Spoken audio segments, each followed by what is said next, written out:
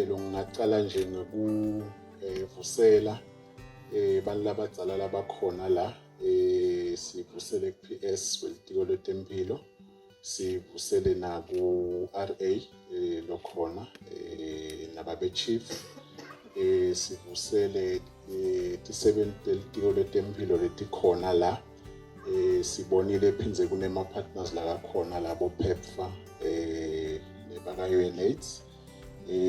Ngicela ke inkosi yami kuphindze ngivusele nebantu labasha because nabo ngilabanye labamcoka kuleti inhlelo lesisebenza ngato.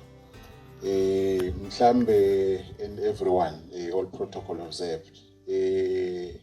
Ngicela kuqala ngekutethula njengoba besashito umphathi lihlelo disclaimer la ukuthi angisuye make noNhlanhla, angisuye futhi na director wakakhango, kube nema commitment la kakhona abakakhona ukuthi bade batosingatha lo msebenzi, kepha ke bangitfelisele isigcoko ukuthi ngitawuchuba lo msebenzi njengoba batawuchuba. Mhlambe angitethule lokuthi ngi-add ngwakamkhatshwa ngotsabuka elwandle kaShifu Ngamani, kepha ke ngilwanzisa teacher sengingala ngendasi ka Shifu Mshengo. Program director siyajabula sibakakhango simele inhlangano lesisebenza ngaphasi kweliphiko lahulumende ukuthi imbandzakanya nalomsebenzi longaka lapha eNkamazi lamuhla wekulonja le WellAce Day.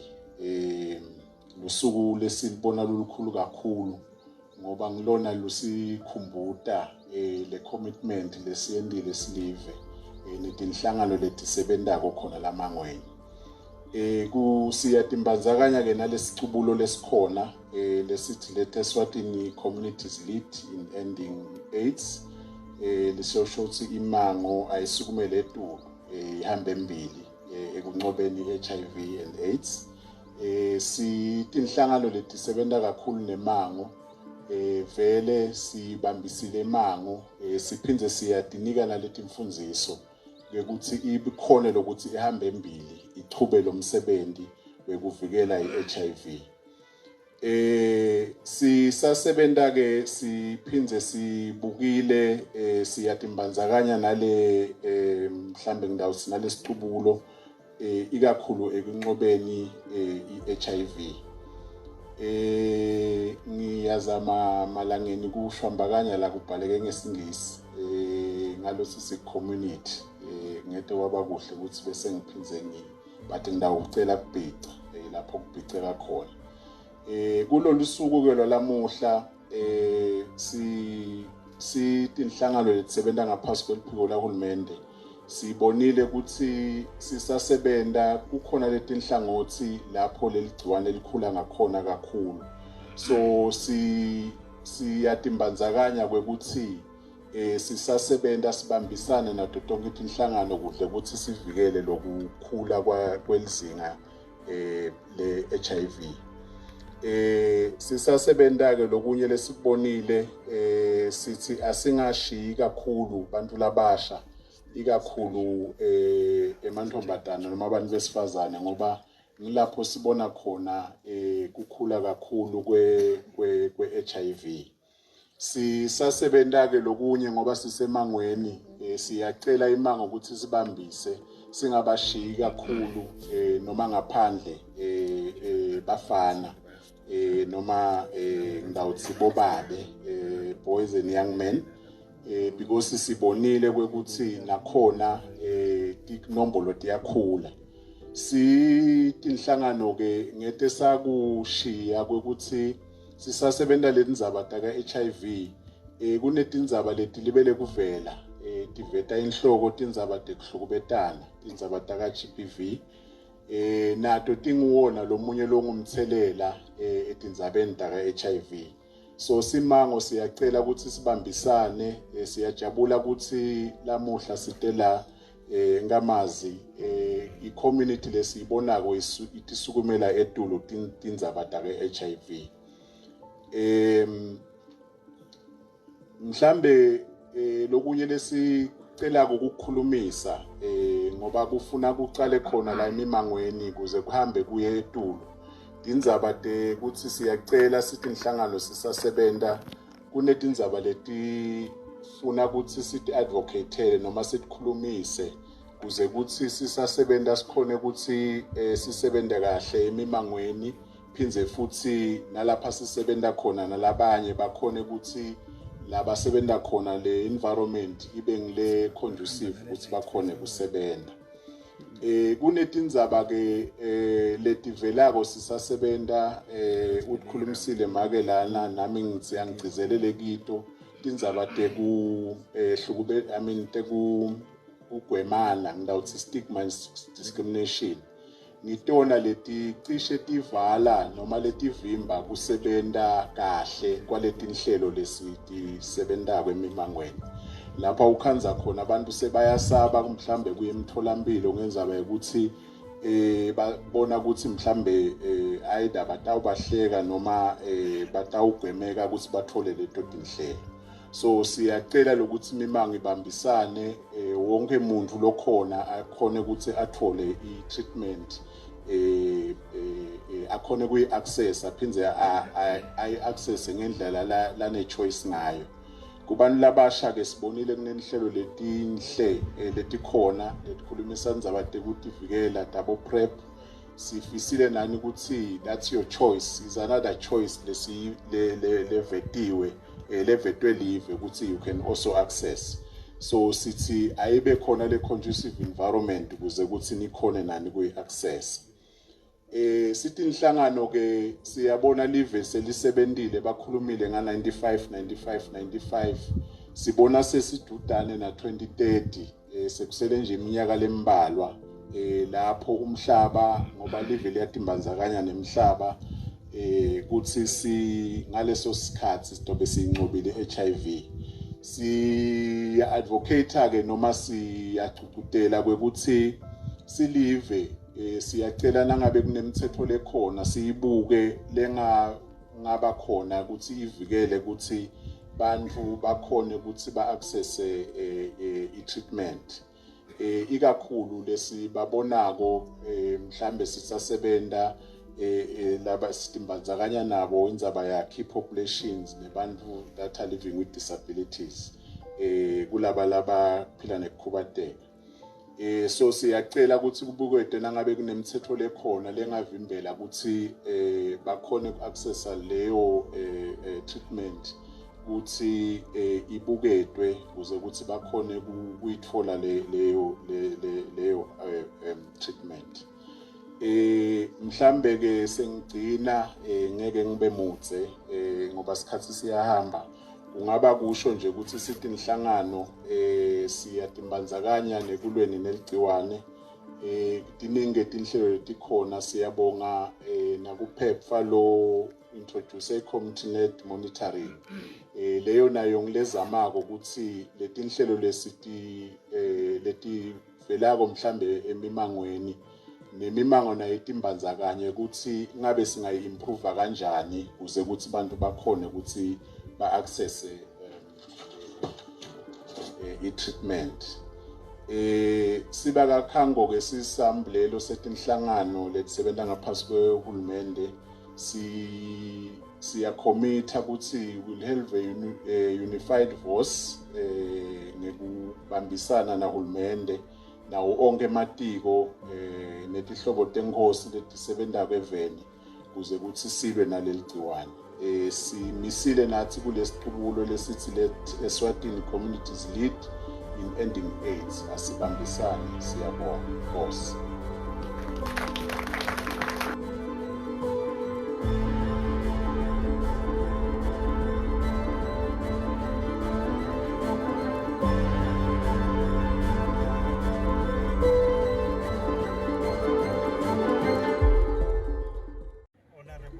Deputy Prime Minister Makethulisile Dladla, bantu benkosi labakhona lana, honorable ministers lakhona lamuhla lana, the UN family labakhona la, baba Pepfa labakhona lamuhla, sive sonke salana eGilgal siyanibingelela nathi sibaka Khang libito lami ke mina ngimthemba inkosi wakadlamini ngingumcondzisi wakakhango Coordinating Assembly of NGOs khona la eMbabane.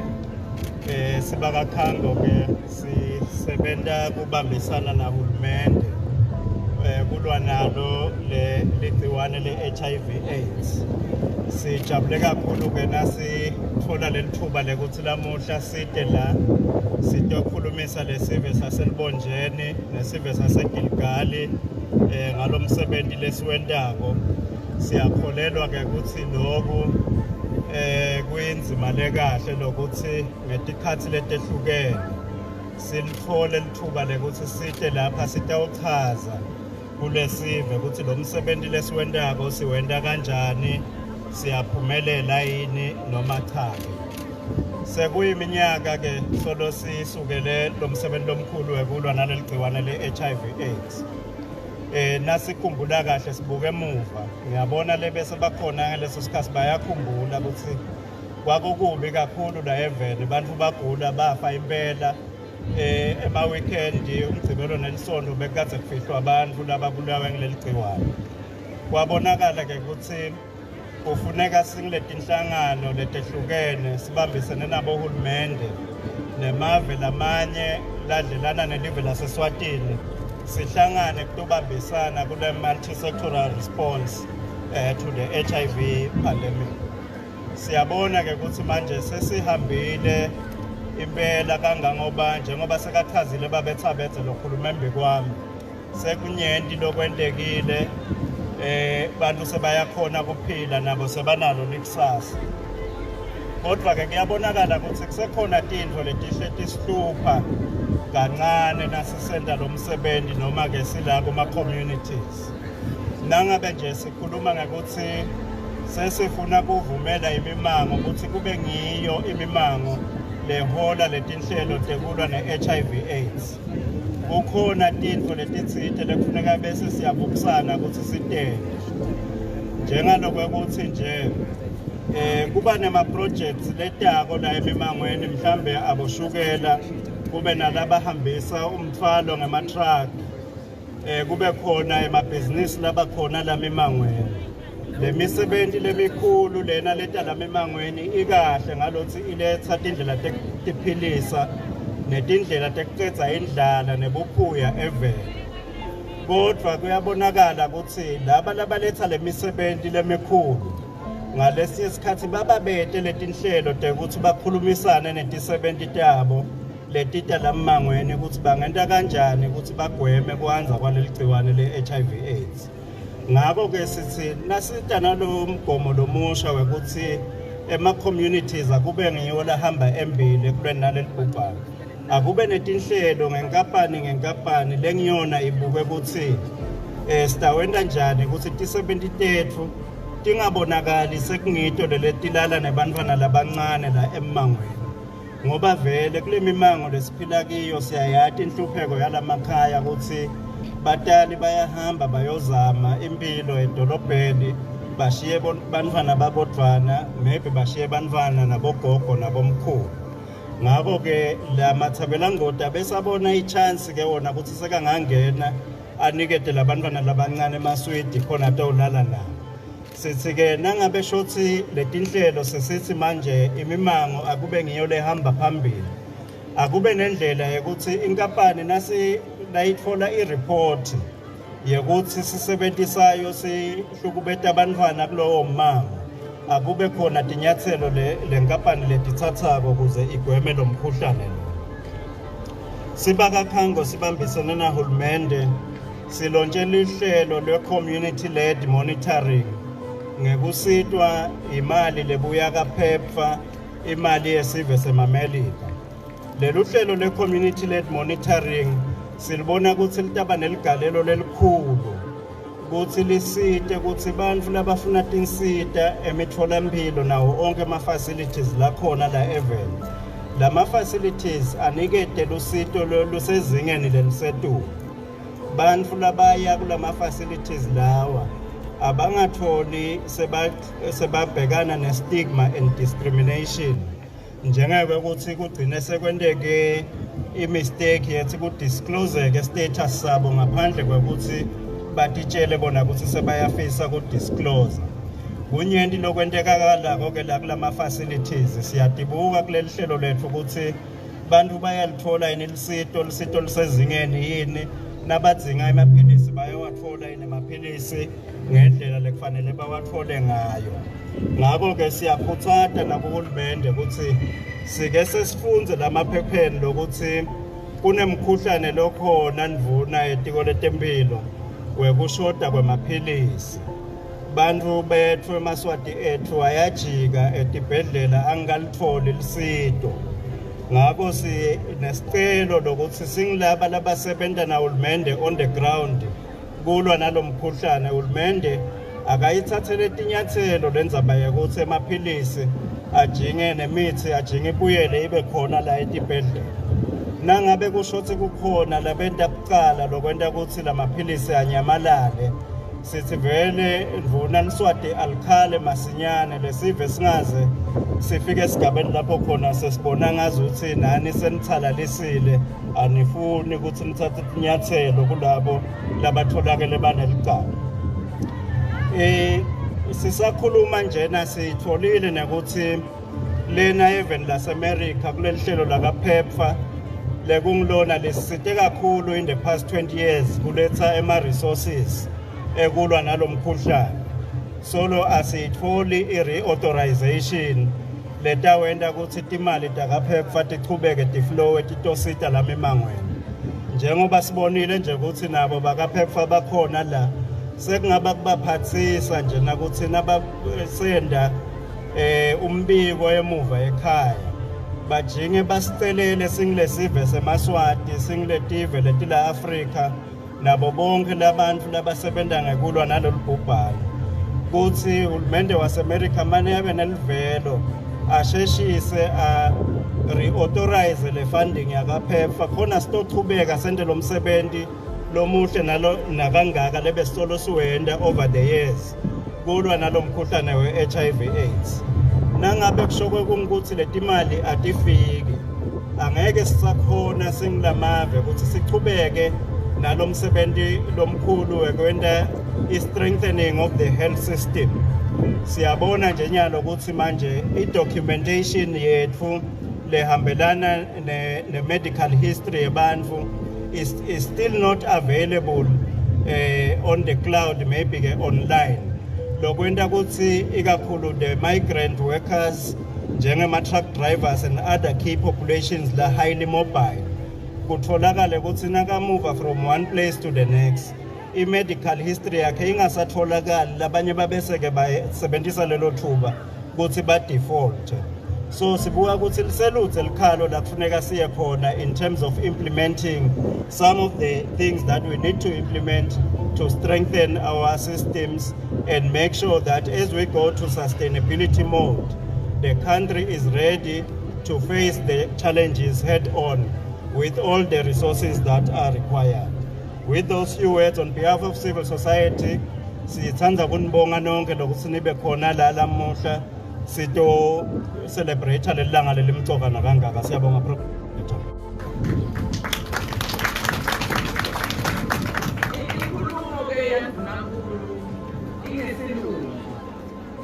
Kepha ngingakakhulumi ngale silungi ngicela ukubonga onke emaswati ngekuthi alalele uma emakhosi amemeta ukuthi naye nyanza leyo lena indzaba yethu sonke baphinde futhi lo muthe wathi umavula iphalamende wathi lenyalo sikhonzele nayo ngqo asiyesabi thina i-AIDS emaswati onke ngabe usekhaya ngabe usedolobheni ngabe ngikuphi awabambisile emakhosi uma athi na umhlolo kusivelela ngiko nje namuhla silivela kangwane sikunumber 1 emhlabeni ngekunqoba i-HIV.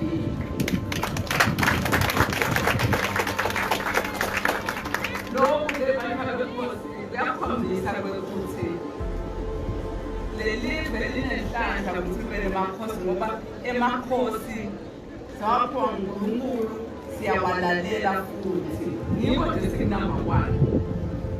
Kwesibili sileve labangwane sikhombisile ukuthi uma kuchanga dehlakala siyakhona ukuba nalo silwile ne-HIV sapheze futhi salwa ne-COVID. Siphinde siwabonge eMaswati lapho kumele balele ngoba asibambisa nokulwa nalokhu lokusivelele lesigameko lesikhulu kangaka. Ngiko nje namuhla siyadigapha ngabo sithi siyabonga kakhulu ngekuthi baphumele baleni abone eMaswati ukuthi hayi kude lapho ngabhatha khona ngoba vele lenzaba le yethu sonke nakhe eMaswati aphumile azama kusitshela ukuthi asilweni nayo sitokhona kuphila. Ngicela ke nekusho kwekuthi lelanga lanamuhla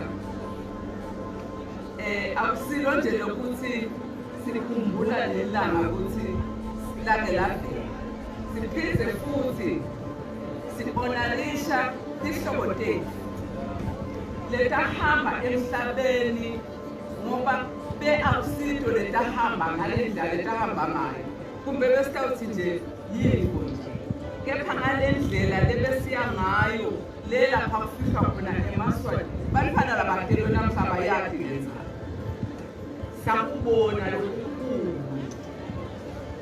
kulahlekelwe sihlobo emva sesigule kunganaphilisi kunganani uthi uyafika esibhedlela bathi kude singakusethamthathe vele salahamba ayosondela ekhaya. Ngithi nje Maswati aphinde ngwabonge lawa lakhonile ukuthi anake tihlobo letigulile ngalegciwane baphinde futhi banakekela nebantwana babo emva sebasishiyile. Ngeke sibakhohlwe ngoba betikhulu bantu benkosi nabo kuma-community neMaswati onke saphuma sabamba lento Tintsandzane sabona ukuthi elinye kudla tiyadla sabona ukuthi tiyaya esikolweni tiyafunda. Ngicela ukuthi lo nhliziyo iqhubeke eMaswati namahle sitinake leTintshandzane ngoba namhla sesineTintshandzane ta-COVID. Bonke labo bethu umphakathi siwubambise ekubakhuliseni. Ngihlakhalendleke mina ngilomunye lihlakandlela lekubona kwakhiwa netsha.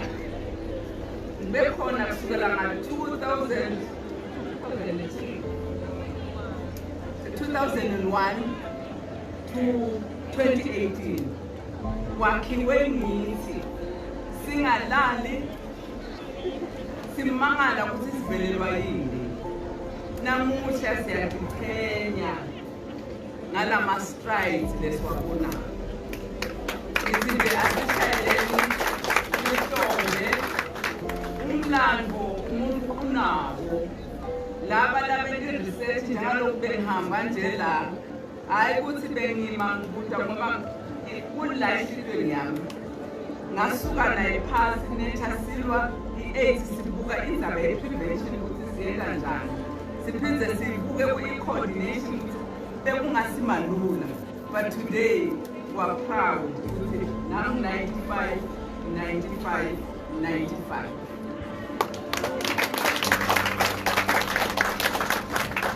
I would like to sincerely thank our partners for playing a pivotal role in helping the nation achieve 95. Global Fund, the UN Family, PEPFAR, and many more others.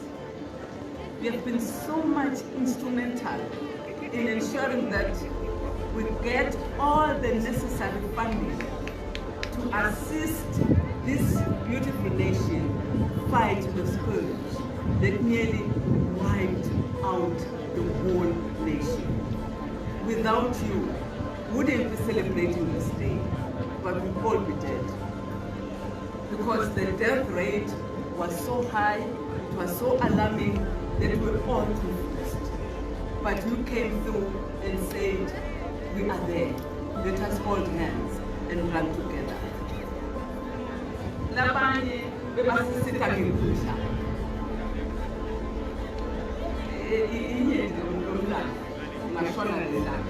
Let me read the Prime Minister's statement. Program Director, let me begin by appreciating the warm welcome extended by our RA, the Lubombo Regional Administrator. And indeed, we believe that, and sincerely believe that, the Lubombo region, it is felt and appreciated. It is my honor to join the people of Lubombo for the commemoration of World AIDS Day. And I'm happy to see our honorable members of parliament from this region who have actually graced this important day. Thank you so much. And of course, our clerk in parliament, because we do have an AIDS portfolio committee in parliament. And UN has been very much instrumental in ensuring that that portfolio committee is in existence and that it assists these matters. Thank you so much.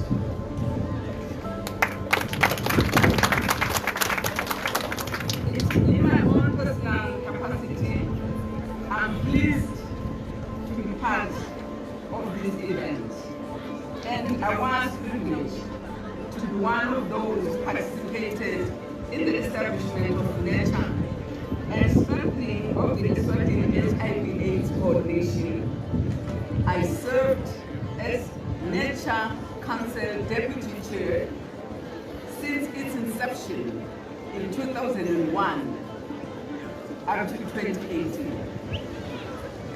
As you might all be aware, every year on the 1st of December, His Majesty's government joins all partners in the multi-sectoral HIV response and commemorates World AIDS Day. This is a day where we remember those who have sadly lost, to AIDS, whilst honoring and encouraging those living with HIV to adhere to their treatment so that they continue to live normal and healthier lives. It is very much pleasing to note that since the early 2000s, when Eswatini began regional World AIDS commemorations, NECHA and her partners has been able to sustain these days in all the 4 regions. His Majesty's government is also pleased to see organizations across the country having their own commemorations.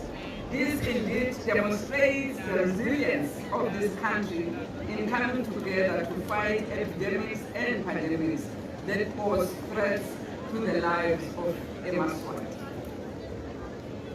Today's theme, Let Eswatini Communities Lead in Ending AIDS, is a call to all communities to take the lead as the country moves towards achieving epidemic control. This is in line with the pronouncement of His Majesty King Mswati III during the state opening of the last session of the 11th Parliament. The AIDS as a This call by His Majesty demonstrates an unwavering political will that resonates well with the theme, where communities are expected to be in the forefront in tackling head-on the fight against HIV if the country is to end AIDS as a public health threat by 2030. Program Director, ladies and gentlemen, this year's commemoration is held post the vision of ending AIDS by 2022. And people want to know if this vision has been achieved. As alluded to by previous speakers, this vision has been achieved as Eswatini became the first country in Africa to achieve the global 95-95-95 target. achievement led to a reduction in new HIV, infections, and AIDS-related deaths. Dramatic progress has been made in preventing prenatal transmission of HIV. Ladies and gentlemen, these significant gains in the HIV response are largely attributed to our development partners, stakeholders, the community, our chiefs, and Cabinet force. Without them, we wouldn't be here. Of course, the whole nation, by using condoms, by abstaining, we have actually contributed to ending AIDS in the country. Notwithstanding the successes of the country in the HIV response, there are still gaps in health service coverage for some communities, particularly mobile populations, adolescent girls, young women, key populations, as well as older men. These communities remain disproportionately at high risk of getting new HIV infections. If not addressed, these gaps may have detrimental effects in the country's HIV response and reverse the gains that we have made thus far. It is pleasing to learn that building up today, NETA, working with partners, focus on these communities through engagements in conversations, listening to the presentation on the outcomes of these conversations. It is evident that the different communities were and are still allowed to lead the HIV response in their respective networks. Indeed, sisihlangothi letehlukene kumele sihambe embili ekunqobeni i-AIDS eSwatini. There is also an urgent need to address the scourge of gender-based violence, which is one of the drivers of new infections in the country. The nation spoke during the recent ceasefire of the need to tackle gender-based violence, which continues to raise ugly head in society. As a country, we need to take a stand, a firm one for that matter, against gender-based violence. I am pleased that the 16 days of activism against gender-based violence campaign under the campaign Invest to Prevent Violence Against Women and Girls has already been launched. This campaign aims at raising awareness about GBV prevention and response by government and non-state actors, and further calls for a renewed commitment towards elimination of violence in all sectors. And one would like to thank the media houses, the media personnel, for raising awareness on these issues. This year, marks the end of the country's national multi-sectoral HIV and AIDS strategic framework, running 2018 to 2023. NETA, working with all relevant stakeholders, is finalizing the new NSF to run 2023 to 2027, which is aimed at ensuring that the gains achieved by Eswatini are sustained and that gaps in the HIV response are closed. On behalf of His Majesty's government and the entire Eswatini nation, let me take this opportunity once again and appreciate the support received from all our partners. Of course, the UN family PEPFAR has spent billions and billions on us to make sure that we are a healthy nation and we eliminate HIV and AIDS. Thank you so much. We cannot forget the European Union, although they are absent today, but we are saying bravo. You have been there helping us in all spheres, and we are very much grateful to the effort that we have put as well. And of course, we cannot forget the Global Fund to fight AIDS, tuberculosis, and malaria, and other multilateral, of course, bilateral partners that have continued to support Eswatini in the National HIV and AIDS Response. Malaw magama, sitindamo seteske, sihamba endlini ngoba AIDS. These are His Excellency, the Prime Minister's